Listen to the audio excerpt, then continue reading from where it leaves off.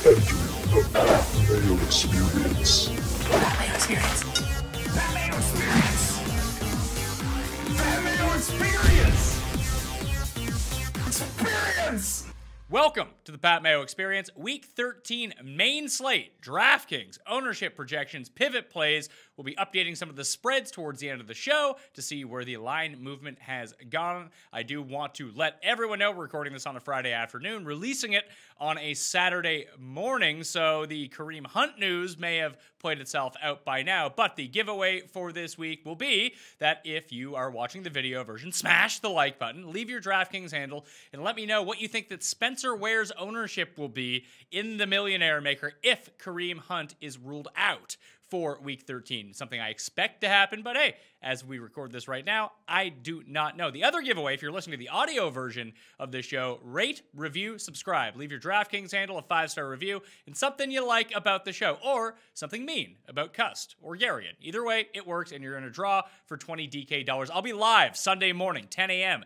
Eastern Time, Periscope, Twitter, Facebook Live, and the DraftKings YouTube channel. That show will be available on audio on demand around 11:15 Eastern Time. If you want to put me in your pocket, bring it with you to get all the injury updates, and I'll be live Monday morning, again, 10 a.m. Eastern Time with Chris Meaney, all the same platforms. Let's get into this. Ben Rasa from awesomeo.com is joining me to break this down. Ben, you saw the Kareem Hunt video. You've heard the Kareem Hunt news. It struck you while you were live on air on your show on awesomeo.com. Is there any chance that Kareem Hunt plays this week? I mean, there's always a chance with the appeal, but I would be stunned. Yeah, it changes the entire slate, obviously, from a DFS perspective. Out of left field, of course, but now Spencer Ware is going to be massively owned, and he probably should be. Is there, let's say that we know Hunt is out and the $4,000 Spencer Ware is now just available to everyone. And maybe this news breaks a little bit later. Not everyone's like savvy enough to go change up their lineups. They love their lineup so much to begin with. But what ownership level like would he become a fade at? Because I think even if he was 70% and Hunt was out, that you would still play him. Yeah, I mean, I don't think, especially in giant field tournaments, he'll creep up that high. But, you know, if he's in cash, he's going to be massively owned. And in there, I think you just play him. There's no reason to try to get cute. If you want to be very aggressive in a tournament, you know, there's some guys that we'll get to down there. But all in all, that's not where I want to make my stand this week. I think you just play him. And if you want to differentiate elsewhere, that's fine. And then maybe on a couple lineups, if you say, you know what, I'm going to target some of the other Chiefs. I think they maybe throw and Ware just has a middling game. I get that, but it's hard to ignore this situation. If you play 10 lineups, would you use Ware in all 10 of them? I wouldn't, no. I'd probably have like 8 out of 10, maybe a couple to hedge. Just because, you know, this is running back, even with fluky stuff, say he doesn't find the end zone. You know, it's not impossible for him to have a somewhat average game. And then think of all the people you're going to be at an advantage over if you do get that situation right by fading it. So who would be the logical pivot plays from down in that range? Like I was on Carlos Hyde earlier in the week, although the TJ Yeldon passing game splits have kind of scared me a little bit that for Hyde to have a good game, although I still think that he would get all the goal line work, it's not safe by any means. Peyton Barber is down there. Rocket Richard is down there, and what projects to be a very favorable game script for him against the Chiefs is 15-point underdogs. Jordan Howard is the really interesting one at the exact same price as Spencer Ware. That I think that would be the logical pivot. Not because Jordan Howard's any good, because he's probably not. But the Giants are so bad against the run that he could find the end zone twice. He could. He was so bad. I mean, he was so bad on Thanksgiving. They invented someone named Smoke Mizell, who I didn't know existed, to be honest, who caught a touchdown in that game. Yeah, Jordan Howard might be actually done with them, but this is a good setup for him. He can – yeah, it's not out of the realm that he has 10 carries for 32 yards and 2 touchdowns. But, yeah, your boy, as you call him, Rocket Richard, Jalen Richard has a pretty good spot here. They should be trailing. He's the guy who catches all the passes for Oakland. They don't have many options to begin with. So he's $4,300 more than Spencer Ware.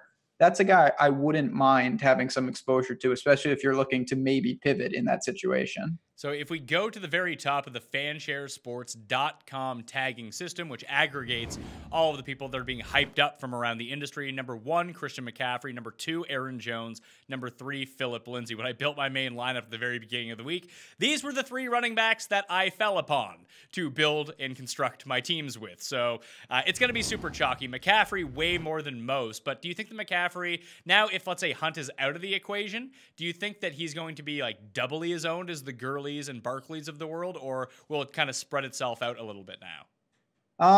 He's going to be really popular, and I get it, but I'll be honest, I am way more interested in Todd Gurley. I think you're going to get an ownership discount. He's coming off the bye, and then, what everyone remembers from him recently was he was a non-factor in the wild shootout against the Chiefs. It looked like he tweaked an ankle. If he's fully healthy, I am way more interested in buying him. I know it's $500 more, but just the consistency that the Lions don't scare me, even though Snacks Harrison does help that running game. And McCaffrey's just coming off a huge game where the ownership is going to be inflated. So I get him and Saquon, but honestly, I'm looking to go straight to the top at running back. Anyone below that, like you have Nick Chubb in the bad matchup. You have, Aaron Jones is obviously the guy who's going to concentrate all the ownership from that range. But right around him, you have Dalvin Cook, Sony Michel, Matt Breida, Tariq Cohen, who's in that same glorious matchup as Jordan Howard. Although, I guess with Chase Daniels starting, he threw to Cohen, 9 times? 7 receptions, 9 targets, I think it was, on Thanksgiving, that he could do that again.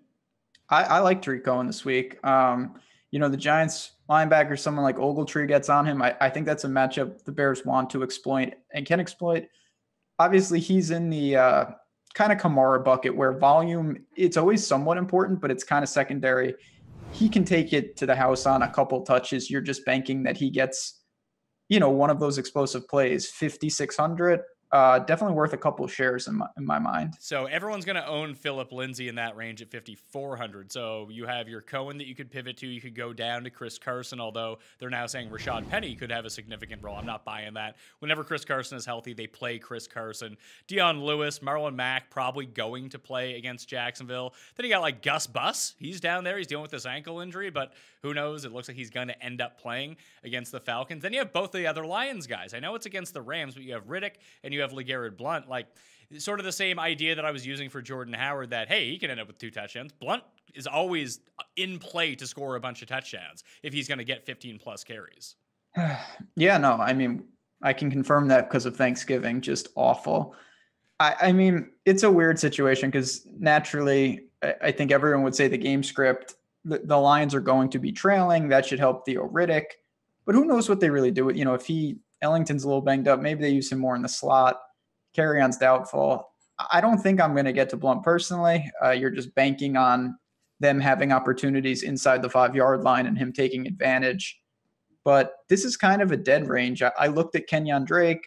I looked at Theo Riddick. I may splash those guys, but this is probably where Spencer Ware comes into play for me, in the sense that a lot of teams, I will just take the easy play there and build a little differently. If you weren't going to, you mentioned Richard is in a really nice spot, that if you were to pivot off of Spencer Ware in that area, would you go to the Howards and Blunts, or would you just pay the extra $300 and get to Rocket Richard? To me, I'd be more prone to go to a pass catcher like Richard, or, we're going to have to monitor. Do you have an inkling on what Jacksonville really does? Yeldon's 4-4, and then you have Hyde at 3-3. If he gets, I'm not going to say he's going to get a 4-net workload, but I wanted to buy there. I'm just a little skeptical. I think it's going to keep, especially with Ware opening up sort of the pay down, that everyone was kind of looking at Carlos Hyde being like, well, I'll gamble on it and see how it works out. Now there's no real need to do that.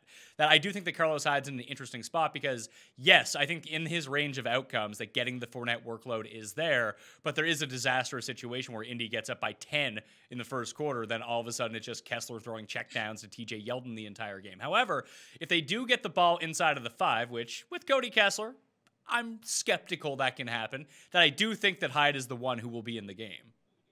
Yeah, I agree with all that. If they can, it's going to be tough. Obviously, the Jaguars are beyond done right now. We'll see if Ramsey plays. Bortles is benched. Fournette suspended. It's bad. So that's a situation, though. If if I have a couple inklings that maybe Hyde gets that, I wouldn't mind taking the $700 savings on a few teams and really gambling there. I think that I'll gamble on it as well. Like I'll probably play 10 lineups this week. I'll have him in like 2 or 3, maybe 3 or 4, depending on what I do with Ware, because there's an interesting build that if Ware opens up, that you can have Ware, you could have Hyde, pay up for Gurley or McCaffrey, whatever you want. But then you could potentially have like Thielen and one of the other top end wide receivers in as well, or you could pay up for Kelsey or do whatever at any other position. That it's kind of intriguing. And although you might be able to use the chalk end wide receivers at the high end, that build will be so unique that I don't think that it matters. Yeah, I mean, it's an opportunity cost to pay down twice at running back, but you know, if Ware does what he should and you're basically getting one of the top running backs, and then you're opening up the rest of your team in terms of salary, I have no problem with a build like that. Well, if you're looking at Ware and he's priced at $4,000, if we knew that Kareem Hunt was out coming into the week, what do you think that his price would be? Like 7,400? Yeah, I was going to say like high sixes. So yeah, I think we all can agree it would be well over a couple $1,000 minimum of what we have here. I think it's just a spot where you say, you know what, I know it's going to be chalky, but I don't want to say it's a free square because you laid out the potential for him not, smashing value all the way. But if you can get a Kansas City running back who's potentially in line for 20 plus touches, playing 75% of the snaps, he's around $3,000 underpriced. You play that guy. Yeah, in cash, 100. Even in tournaments, I think that you just take it and work around it. I agree with that more than not. In tournaments, though, and we don't know this, there always is a balance. Like I'll take anybody and fade him at a certain. It's football. You just never know. But I agree. I don't think I want to make Spencer Ware my big stand in tournaments. It's just there's easier places for me to get leverage. Like I said, honestly, I'll get it at the top because I'm going to have way more Gurley and way less Christian McCaffrey than most. At wide receiver, care of fansharesports.com's tagging system, the number 1 receiver of the week being talked up by everybody, Adam Thielen against the Patriots. Then you have DJ Moore in at number 2, Kenny Golladay in at number 3. The other ones I see carrying over 15% ownership this week, Tyreek Hill, Emmanuel Sanders, and my main man, actually it's Cuss main man, Hump Daddy, Adam Humphries. People are loving some Adam Humphries with Jameis back under center and the run that he's on right now. But from the top end, do you think that people by and large will pay up for that price for Hill? Because in your lineup, you have a decision. Like you can fit McCaffrey in Hill or Gurley in Hill, but you probably can't fit all 3 of them if you wanted to. And if you do pay up for both, then the rest of your lineup's not looking great. You're paying double down at running back. Maybe you play Chris Godwin. Maybe you play Marcel Aitman and like Matt Lacoste. And that way you can fit all these guys in. I'm not against doing that, by the way, because I think those guys are all capable plays, but that's far riskier. Do you think more people will pay for Hill or Gurley? I think more people will. It's tough. I want to say Hill just because Christian McCaffrey and Barkley are such popular plays, whereas DeAndre Hopkins, Mike Evans, and Thielen, not that they're not, but I still see more incentive there.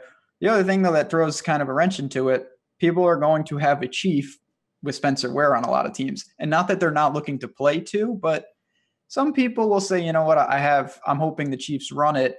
I don't want to play Ware with Tyreek Hill, especially if I'm not going to play Mahomes. I do think that will affect it. Tyreek Hill is, I always think, pretty easy to break down. He's got the upside that's through the roof. His floor has been a little steadier this year, but I just kind of always with him somewhat match the field. I don't let it define me. So I have outs if he has 280-yard touches for touchdowns. And if he has a subpar game, I'm certainly still alive. Is he someone that if you, let's say, again, let's just use the example of 10 lineups. If you played 10 lineups, you use Spencer Ware in 8. Would the other 2 that didn't have Spencer Ware theoretically should have Tyreek Hill in them? I mean, I could say I'm going to have chief exposure pretty much ever. So if I didn't use Ware, it would certainly give a boost to him and Travis Kelce. I don't see many ways that the Chiefs don't rack up points to the extent where someone isn't getting there. So absolutely would be more inclined to play him like that. Kenny Golladay will probably end up being the 2nd highest owned receiver on the slate. It's a great matchup against the Rams, but I'm in on Golladay. I'm going to use Golladay, but it's a lot of money, and you can pay down in certain spots at receiver this week, and I think mine a lot of the same value. Yeah, I mean, this is just I've been playing him because it's hard not to with this type of volume. It's going to be inefficient. Talib is back. I don't know how much he'll really play, to be honest, if he'll be limited. But 6,700 at home, they're going to be playing catch up. In cash, he seems pretty safe. The floor should be there. Tournaments, you have other guys, whether you want to go to the Rams dudes with Woods. Emmanuel Sanders is a guy that I've been playing, like him this week. But all in all, with no Marvin Jones, it's just out of necessity. It's hard to imagine Galladay isn't involved. Like DJ Moore and Corey Davis are going to carry a lot of ownership in that mid $5,000 level. Those are two guys it's not that I'm not interested in them. I can just see fading them. I faded DJ Moore for the most part last week. Didn't crush me, but it certainly didn't work out great either. Finished, I think, around 18 or so. I'm more inclined to play Corey Davis than him. I still think that Carolina, there's just a lot of mouths to feed. We don't know where Cam wants to do it. He can take it himself if he's running the ball. I'm more prone to take a shot and say maybe Tennessee, if they're forced to throw. Corey Davis can do some things. I know my Jets aren't a pushover, but at the same time, 5,500, pretty fair price for Corey Davis. With AJ Green coming back, that's usually better news for Tyler Boyd, at least in terms of his consistency, the way that he finds the end zone. But do you trust any of those guys with Driscoll under center? Not really. I'm a Mixon. I like to play Mixon a lot, but Gio's taking a decent clip of it. It makes me worry a bit. I do think Cincinnati, I know we'll talk about spreads later in the show. I think Cincinnati plays well this week. Not sure it's great from a fantasy perspective, but I could see them responding at home after some just god-awful showings lately. Well, there's only one other person I know who is on Cincinnati in the +5 this week. Do you know who that person is? I hope is it Cust? It is Cust. Great. That's good. I'm in good company. Well, we'll see maybe that can balance out Hugh Jackson, Marvin Lewis, because there's something there that's a dangerous combo too. So maybe it'll have a negative effect and the Bengals will actually play well. I think every week since Hugh's been fired and then went to Cincinnati, I bet against Cincinnati and bet on Cleveland. So far, so good. Just bet against Hugh. Yeah, that's a very sound strategy. The guy is, it's been absolutely horrendous how bad the Bengals have looked. Do you have any cheapies that you like this week, like the Chris Conleys of the world, because Sammy Watkins is going to be out? I don't, with Josh McCown likely starting for the Jets again and Malcolm Butler covering someone, I don't hate Robbie Anderson because of the big play potential. Okay. Yeah, I'm a Robbie Anderson guy. I used him. I had a good week with him early in the year. I think it was against Denver, where he did exactly what you're talking about. He only had a couple receptions, but both of them, I think, went for touchdowns. He has that kind of upside. It's the Kenny Stills similar, to someone like that. I'll throw out, I was not on him last week at all because I thought it was a terrible matchup. Cortland Sutton, 4,200, not going to be popular, especially with Humphreys and Godwin both in that same range. This is a much better matchup. We just talked about Cincinnati's been lost. Huerman's out. It's just really him and Sanders. DT, of course, not there. He's a guy I still think has some upside week in, week out. He's a big guy. He could be a red zone target. I'm going to take a couple stabs with him at, I would say, virtually, super low ownership. I think that's a nice move. The Denver Bronco of choice for me is going to be the Lacostitute, Matt Lacoste, $2,500. Let's go. Yeah, Stone Min. I see that too. Denver's a team I know I want to get exposure to. I'm not saying I stack them up, but I'm going to have pieces of their remaining weapons. Not that they have a ton of them. I think they're in price-wise pretty good spots. Well, what you could do, I talked about this with Joe Holka on the Week 13 DraftKings pick show, which you can go back and watch right now. It's still very relevant. It's about the main slate that if you want to get sneaky with a stack, the Case Keenum Denver stack with the receiving game options is so cheap. I tried that last week. How did that go? Not great. Sanders is all right, but not. I also didn't run it back with Juju, so it didn't really matter. Tried to run it. Yeah, I thought Josh McCown was supposed to win me $1 million. What happened to that? Jermaine Kearse dropped that 4th and 2 for a touchdown at the end. It actually would have won me a bunch of money. It lost me 2 bets and it cost me a bunch of DraftKings bucks. That's dangerous. That's awful. Yeah, how he dropped that. Quick shout out to Josh Allen, by the way. Did you see my man running? He was great. Of course he was. if he's going to do that again, like everyone just talks up Lamar Jackson every week, but I keep saying that like Josh Allen's kind of like better Lamar Jackson. He runs a bunch, but he can actually throw too. Yeah, lasers. That one pass was phenomenal.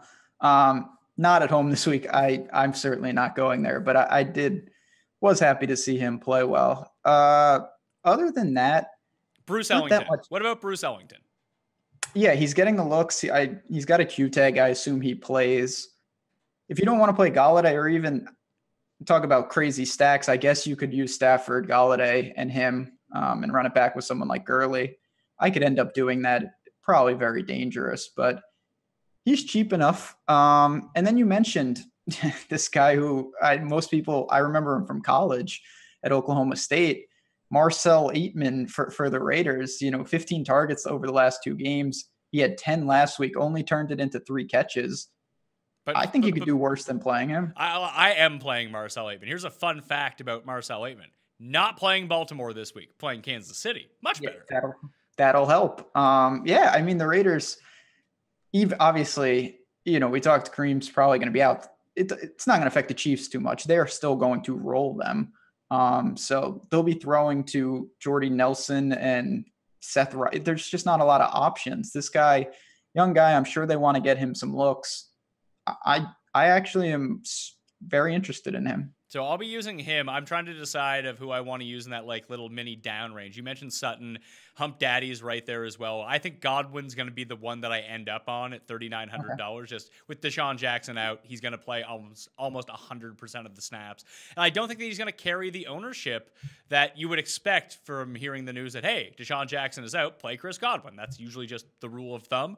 But it doesn't seem like people are leaning that way this week. Because you have like Chris Conley is exactly that same price, or actually he's $100 cheaper. Dante Pettis with Marquise Goodwin out again could draw some ownership after a good game last week. Not for me, either one of those 2 guys, but I think I'll just use Godwin. Godman Aitman, man. You can pay down wherever you want this week. Yeah, it's going to be, I was wondering how much value with 13 games now. It's opening up wildly. And I like Godwin too. Hump is there and no problem, but that Carolina Tampa Bay game, clearly like most, I want to get some exposure to it.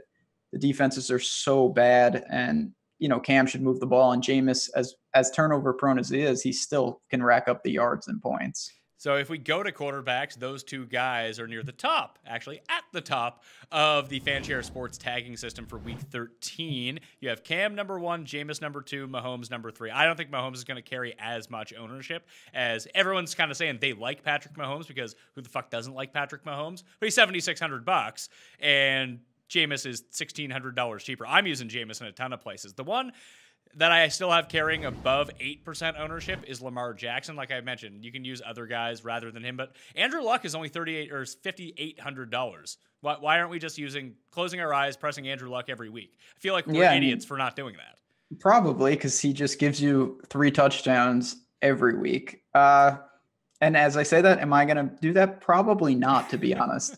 I like Deshaun Watson as a sneaky play at home. Cleveland's defense, they're all right, but Houston's getting it together. He seems a little healthier. He's starting to run.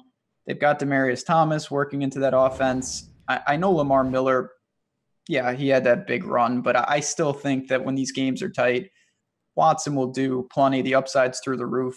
6,100, and so he's right next to Jameis. I think it's a pretty sneaky spot. I get Luck. I may have a sliver, of course, but for me, Deshaun Watson's the guy I think is a little under the radar. Well, for everyone who makes Lamar Jackson chalk every week, and sort of the same thing that we mentioned about Josh Allen, is that these guys are so capable of piling up a ton of points with their legs, and Watson can obviously throw, but that's still a threat with him as well, that he's going to start running it in. Maybe Luck used to do this a bunch. Kirk Cousins is another one who's kind of like this, that they'll just take off from the 5-yard line. Cousins does it more. He's just not finding the end zone at the same rate that he did in Washington. But with Watson, like if you're going to play Lamar Jackson for 5,700, why wouldn't you play Luck? Why wouldn't you play Watson? Why wouldn't you play Jameis? Like that doesn't make a whole lot of sense to me. Yeah, I agree. I mean, Lamar Jackson's always going to have upside because with that kind of skill set, he could break one and the rushing yards, you can rack them up. But there's a lot of quarterbacks in the same range that I just think are in better spots. And, in terms of what they will return more often than not, it is just a much better floor than someone like Jackson. Tight ends coming in as the most expensive tight end of the week. It is Travis Kelce. So in terms of the fansharesports.com tagging system, when we talk about tight ends, Eric Ebron is going to come at number 1. It does appear as if he's going to play. No Mo Alley Cox. No Jack Doyle. They signed Clive Walford, once an Insta-Raider, then a Jet. He is now on the Colts. It looks like Eric Swoop may be back as well. Kelsey's number 2. Cameron Brate is number 3. What do you think happens to Travis Kelce's ownership here? Because if you have a situation where Kareem Hunt is out, and every game that Sammy Watkins has missed so far, the concentrated market share for Hill and Kelce has been through the roof from Patrick Mahomes. That I know people are going to have exposure to the Chiefs. That's very obvious. But how many people do you think are just going to straight up play Mahomes, Hill, and Kelce? Because that unlocks, not a lot for you to do. We just talked about a bunch of pay down options that you can easily make that work. I just don't know how many people are going to do it. I might run a few of those lineups. Yeah, I mean, the Chiefs are the kind of team where you can do that because they score so much. They spread it around. The Chiefs onslaught's a thing.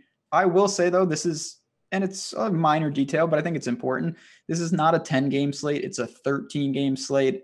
I think that makes really aggressive stacking a little less viable, just because if you're trying to beat hundreds of thousands of people, you just need such a high multiplier. It's almost impossible for one team to have 4 guys that all do that. I'm saying, like, if you don't use Spencer Ware, you just use those 3 guys.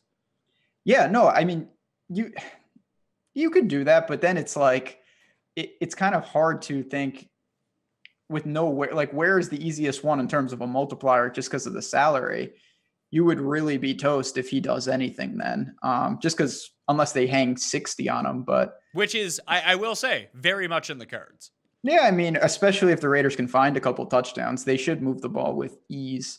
So I'm not opposed to that. It's just you're going to have a lot of salary tied up amongst those 3 guys. As we just talked about, there is plenty of value on the slate, so it's not like you can't make it work. But, I like Gurley. I like some of those other top options. So it would be difficult for me to get there. Is Eric Ebron good chalk or bad chalk? Bad chalk. Really? You're not using him?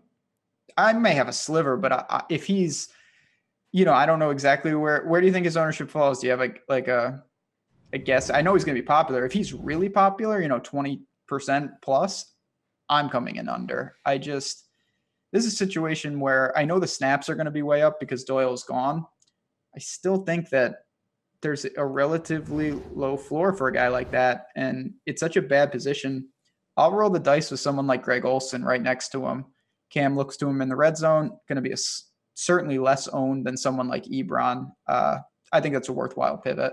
It's tough to say because the injury news that's been associated with Ebron all week, whether that scared people off of him or they haven't realized that it does look like that he is going to play with this back injury, that I would say the floor for his ownership is probably 15%, but that could be as high as like 22, 23 come Sunday. I kind of like your idea of pivoting off of him. It's not Olsen that I like. It's going up one and going to David Njoku because the Texans have struggled against tight ends.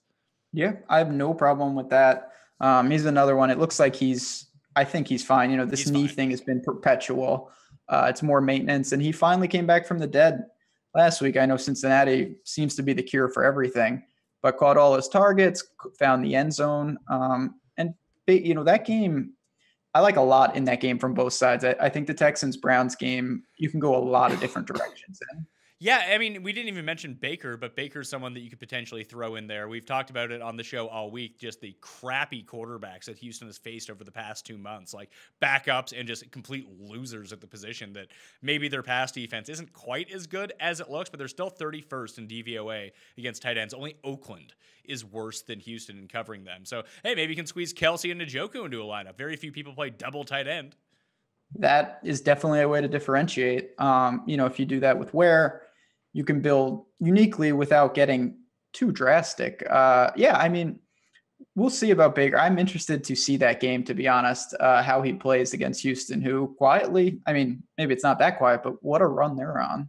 Do you believe it at all? Because I don't No. really. No, I am certain Bill O'Brien, not a fan. It's tough for a team like that. I don't think they make any real noise. Yeah, maybe they get by Cleveland this week, but I think that has upset potential. Yeah. Oh no. I mean, they're favorite and they should be, but Cleveland's playing well. that game's kind of a toss-up in my eyes. The other two that are garnering a bunch of ownership, Austin Hooper and Cameron Brate. I'm probably not going to play either one of those guys, but I'm very committed to paying down for the Lacosta dude. Yeah, you like him? 25. I mean, he's the bare man. He just opens up. And it's funny because we keep talking about all these value guys. Now, obviously, you don't want to play every value guy in the world, but it allows you to do so much that if you have a clear-cut stance at the top of guys that you really want to get into your lineups, whether that be Thielen, McCaffrey, Gurley, Tyreek Hill, doesn't matter who it is. These guys open up all of that you can jam those guys in if you really want to. Yeah, I mean, you're not going to find much else way down there like that. So you don't need much to return even a decent value. And he should get the targets. I have no problem with that if I get really aggressive up top. That's the kind of guy I would use. I'm with you on Brate. It's tough. We saw last week. Yeah, even if you used him last week, it's not like he smashed and he caught a touchdown. Like, he didn't have that great of a game. Not at all. I thought that showed more why. I mean, I was pretty about fading him last week, and I know people were, especially early in the slate, everyone's like, "Wow, what is this?" That just shows how volatile he was. You take away that catch, 4 targets, that shows how low that floor is. You're really banking on him if he doesn't see these targets to find the end zone. So I would much rather go elsewhere. Hooper's a guy I may have some. I'm way higher on the Falcons than most this week. If that's the case, do you just run Matt Ryan out because he's super cheap? Oh, I'm using Matt Ryan at 5,600. I think him and Julio are going to get lost. I know it's a tough matchup, but they're in the dome. They need this game. I think the Falcons play well this week. You can even look. I know we're jumping around a little. Tevin Coleman is very cheap too. He sucks. Yeah, he's very bad at football. That's a good point. But I'm definitely going to have some Matt Ryan to Julio, no doubt about it. Some injuries just flooded in while we're talking right now. It looks like Bruce Ellington's going to play through that back injury. Doug Baldwin off the injury report. Pierre Garçon and Marquise Goodwin are both out again. Would that change any wide receivers for the 49ers for you? Because I think it hurts Kittle, if anything. We saw it last week. Like, Kittle was just triple covered the entire game. No, that's true. I got that. Well, first of all, not to go on a tangent, but did you see the challenge that they did? Yes. Oh, yeah. I saw it. They didn't challenge Breda clearly scoring and then challenge Hall of Famer Nick Mullins not getting in. Yeah, it was very sharp stuff. So bad. That was incredibly tilting. But yeah, I had more Pettis. I got that situation pretty much right. I just on a gut feel, I wouldn't be opposed. I think anyone that played, obviously Bourne last week was burned. He's still a viable target, if you're really to embrace the risk. And with those guys out, maybe he gets some looks, 3,600. I prefer Aitman, and I think you do too, but I think it's worth noting now that Garçon and Goodwin are officially out. Yeah, I mean, I just don't like the matchup. I think I'd rather just have garbage time for 3 quarters with Aitman. So would I, for what it's worth. Kerryon Johnson officially ruled out as well. Sad. So he was really doing something too. Any more tight ends you want to talk about? Gronk, he's off the injury report. I know. I thought I played a good amount of Gronk last week, and it worked, but it didn't work. His ceiling might be permanently messed up. I mean, obviously we can mention Jared Cook. No, we don't mention Jared Cook on this show. Oh, no, good. He's blacklisted. Yeah, he's like Mark Ingram. He's in worse place. That's fine. I don't like playing that guy. When I don't, though, he has these like 11 catch outbursts. Can I blacklist Jimmy Graham? I know this is not my show, but can I go through some protocol to get him blacklisted? I mean, he was Pat Mayo's #1 do not draft player of 2018, and I think that's worked out pretty well. I've got so few things right this season that remember when people were like going mental for Jimmy Graham? Oh my God, with Aaron Rodgers, he's going to catch 29 touchdowns. Like, yeah, that was me. Jimmy Graham's washed. I've now learned this. I really wish I had got that news. I played Jimmy Graham so many times this year, and now he's got a broken thumb. I'm done with him, but yeah, he has a broken thumb. Just don't play him.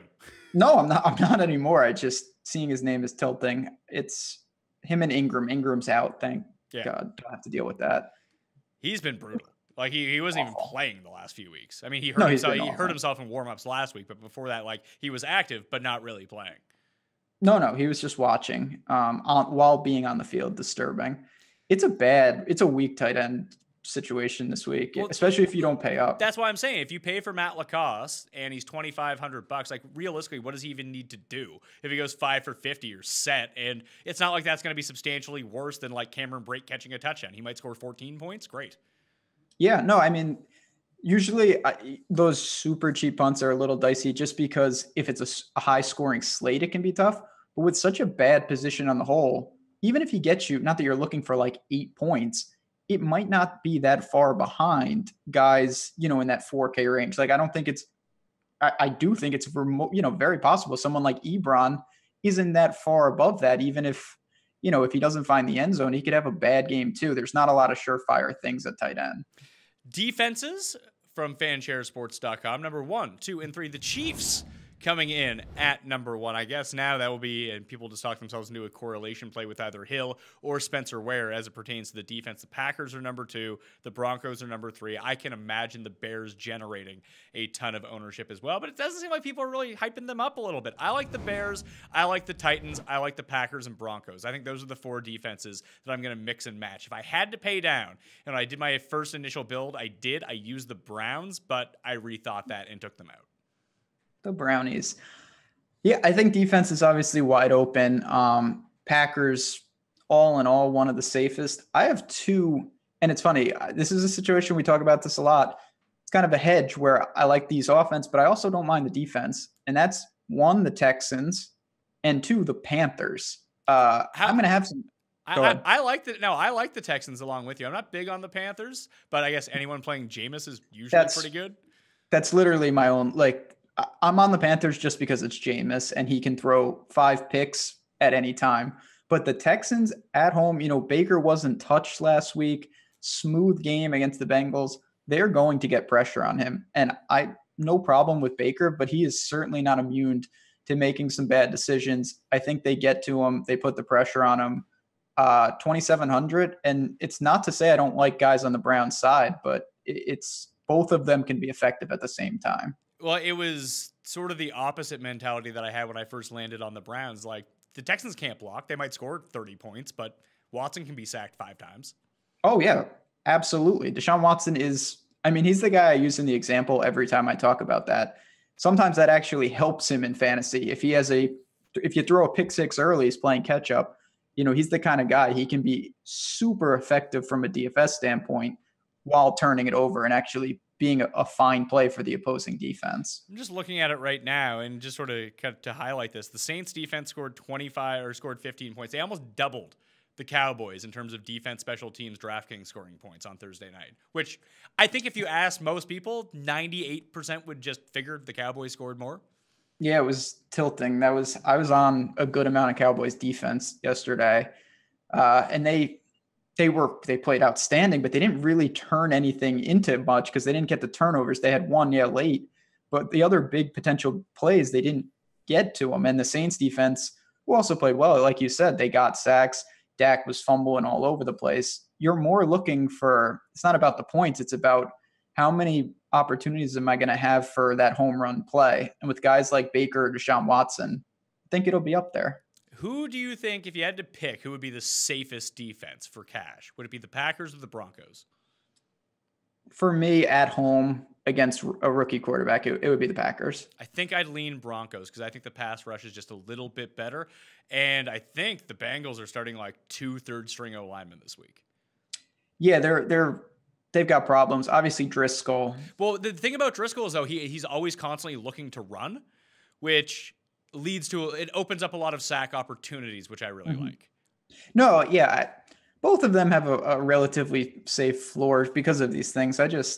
If the Packers, and I would hope that they could get out there and take a lead, they put some heat on Josh Rosen up there. We'll see what the weather is like. It could be a tough spot for him. Let's talk about some adjusted spreads before we jump out of here. The biggest one so far, the Bills have dropped from +5 to +3.5. The Ravens opened as 1-point favorites. They're now 1.5 underdogs. The Giants are only 3.5-point underdogs. They opened as 4.5. Then the Mitch Trubisky news came out. Chase Daniels starting. They're down to 3.5. I don't think that it matters in this matchup. I made the Saints my super lock because I'm a fucking moron. But I just love the Bears -3.5 in New York. Like, it doesn't matter who plays quarterback for the Bears. What are the Giants going to do against that defense? I don't know, but I'm on the other side of that game. I like the Giants in there. How do the Giants score points? I don't know how many they're going to need to score though. If it's Chase Daniel, he looked competent, and the Bears can run the ball, and the Giants cannot stop the run. I'm interested. See, we differ a little on this Jordan Howard thing. I don't know what the Bears are going to establish on the ground if they've permanently given up on Jordan Howard, and I don't know if that's out of the cards. On Thanksgiving, he was an afterthought. He was an afterthought, but since Snacks Harrison went from the Giants to the Lions, I think the Lions have been giving up like 3.6 yards per carry. Like they've been a good run defense. It's true. No, that's made a huge difference, and the Giants is a sieve. I'm not denying that. I just, at home, if they can, the pressure is going to be there. And that's why Saquon, of course, is going to be in a decent spot. If Eli can get the ball out quickly, they have the weapons. I'm not saying that they could score a lot, but a game that I think could go under a total that's only 45 anyway. I think the Giants compete, and I would take the points here. Well, you and I differ on that one, sir. It just has like a 20-13 feel for me. That's perfect for the Bears. Nah, I don't know. Maybe I'll just tease it because I don't think any of these teams, could score. Like if I just can get 14 points. Yeah. You could tease if you still think that the Bears can win. You can if you even did a 7. Actually, you could take it with the Giants. You could tease them up to 10.5. Then you could tease the under up to like 47 or something. Yeah, they're not getting to 50 total, so easy enough. I'm just looking at the biggest money sides of each game this week. I'm trying to see where that one is. Giants and Bears. Money coming in on the New York Giants. People love the Giants, Ben. All right. There we go. A lot of money coming in on the Falcons over the Ravens. All right. That's my other bet. I only really like 2 sides this week. It's the Giants and the Falcons at home. If I had to bet one game, it would be them. I just think Lamar Jackson on the road in the dome. Maybe they're effective. Deion Jones is coming back, should help that defense.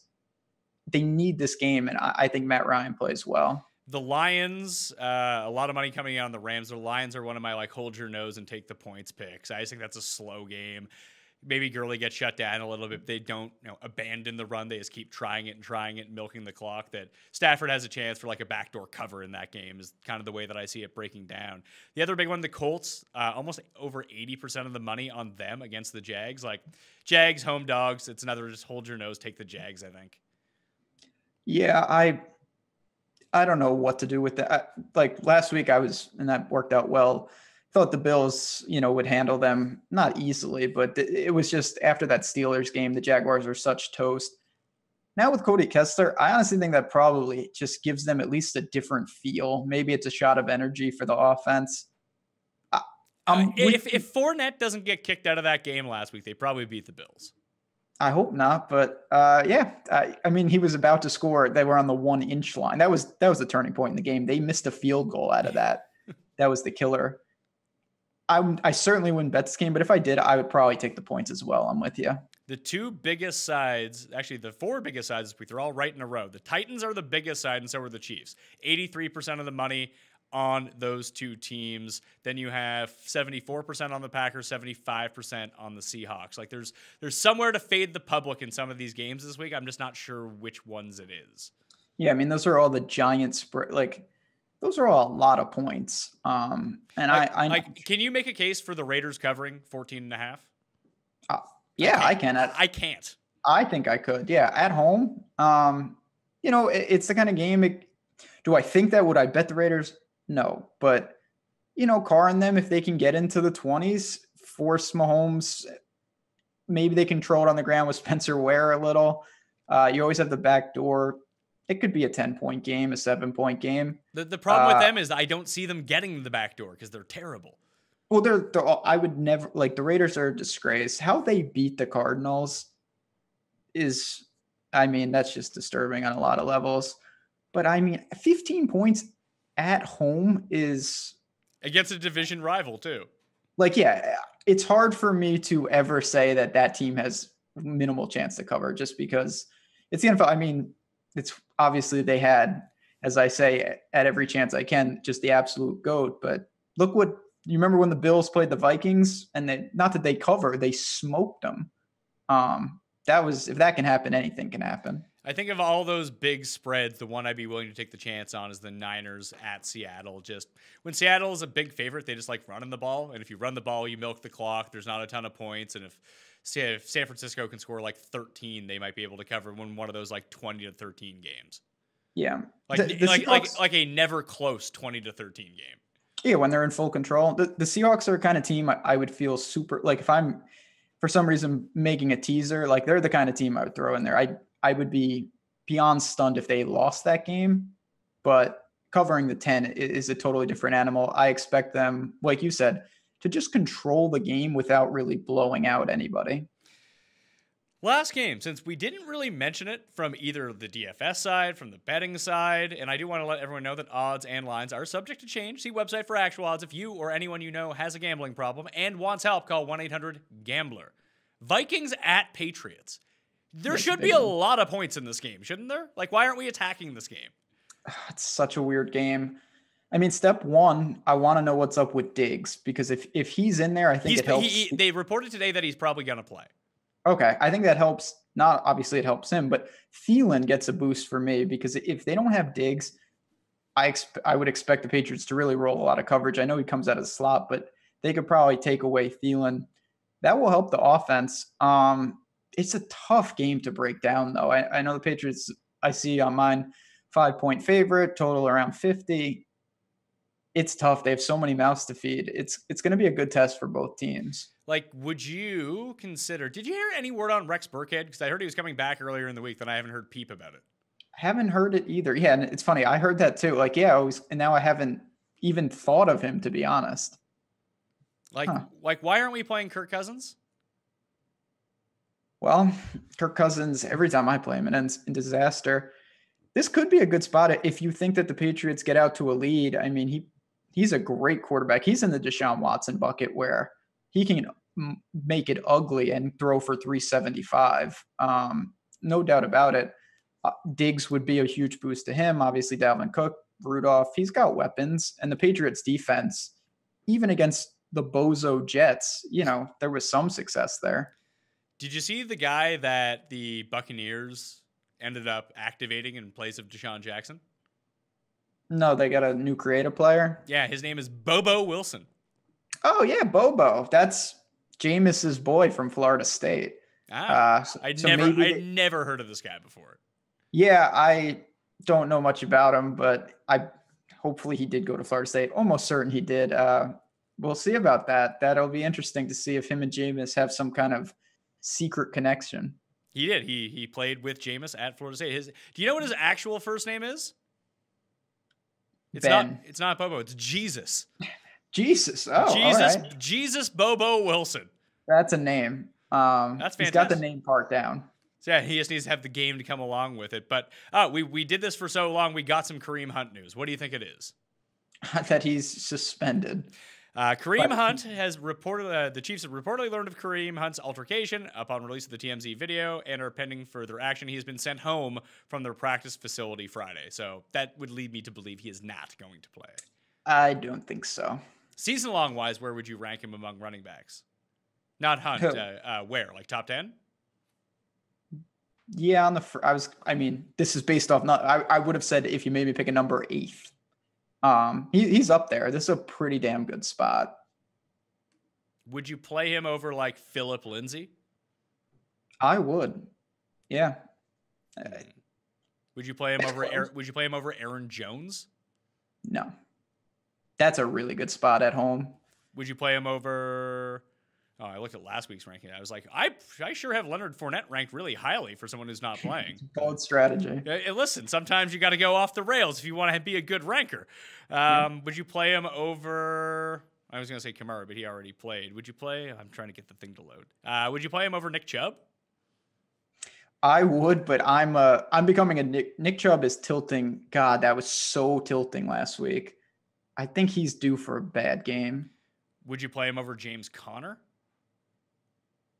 Ooh, I don't think so. That's a big game. I know it's not on the main slate. That's going to be a wild one at night. I think I still prefer Lindsey and Chubb a little bit more. I think I'm going to put him at number 9. After it'll go like Connor, Chubb, Lindsey, Aaron Jones, Ware, then Joe Mixon. I think that's going to be the play. Yeah, I obviously I think that's totally fair. It's just when you're in an offense that scores as much as the Chiefs, if you hit it right, like there's a chance that Spencer Ware just luck boxes into multiple touchdowns, even if he's not even playing well. Yeah, that's true. All right, Ben Rasa. Check him out on Twitter at JazzRazDFS and on awesemo.com. Let everyone know your shooting schedule because I think you may do more shows than I do now. Yeah, this is my 3rd show today. This is rarefied air. But yeah, no, I'm on from A to B weekdays, usually around 2:30. Got shows at night. Sunday, after you watch, obviously, the man here at Pat Mayo show, you can come on over to us, leading you up to lock. And stay tuned. You know, we're unveiling some new tools, not just in DFS, but some stuff from betting. A lot of fun. So if you haven't checked this out, sign up, get a free week, have some fun. Promo code the PME might get you something at Awesemo. It used to. So, I mean, maybe it still does. Who knows? You can't hurt to try it out, right? Why not? Yeah, use that. Use from A to B. That will help too. If you get rejected from the PME, one of those will work. Would you take a shot on Damian Williams? Oh, man. From the grid. I don't think so. Do you think he'll have like any ownership? No, he'll have 0 ownership, but he'll be, I assume he's going to be Spencer Ware's backup. Is he even in the pool? I would have to imagine he is. Where? You look that up. I'm looking at right. Yeah, he's here. 3. The Stoneman, 3K. It's amazing. They have 2 D, like the Chiefs, of course, have creative players. They have Damian Williams and Darrell Williams. Who is it Darrell or Darrell? Or maybe it's Darrell. See, it's getting even more. And then watch, Anthony Sherman's going to have like 4 touchdowns and just end this slate. Fun. And do you think even in the Millionaire Maker, because the Millionaire Maker is smaller this week because it's $100. Yeah. Do you think that he would carry any ownership? Who? Anthony Sherman? Yeah. No. So 0%. So he wouldn't hurt the slate that much. He'll be like points. I mean, I'll put it like this. I bet Kareem Hunt isn't 0% owned. There's always a couple people who, but yeah, it's going to be Ware or bust. I don't think any of the backups garner over 1% ownership. Okay, so if you want to get in the draw for $20 DK, smash the like button, leave your DraftKings handle, and let me know what you think Spencer Ware's ownership is going to be in the Week 13 Millionaire Maker. And if you're listening to the audio version of this show, leave a 5-star review, your DraftKings handle, and something nice about the show. I could take reading some positive stuff. I'm losing all my money on the Saints, and reading nice stuff really calms me down. So those are 2 ways to get into the draw. I'll be live at 10 on Sunday, live at 10 on Monday. That's when we'll be announcing the winners of those draws. And if you got some spare time, I was on the No Mercy podcast with Tommy G yesterday. Wasn't super sportsy, but I think you'll enjoy it. If you enjoy me or you enjoy Tommy, having us together, it was a good mix. So go check that out, the No Mercy podcast. Find it on iTunes. I'm Pat Mayo. Thank you for watching. Good luck in Week 13. I'll see you next time. Mayo experience! Experience!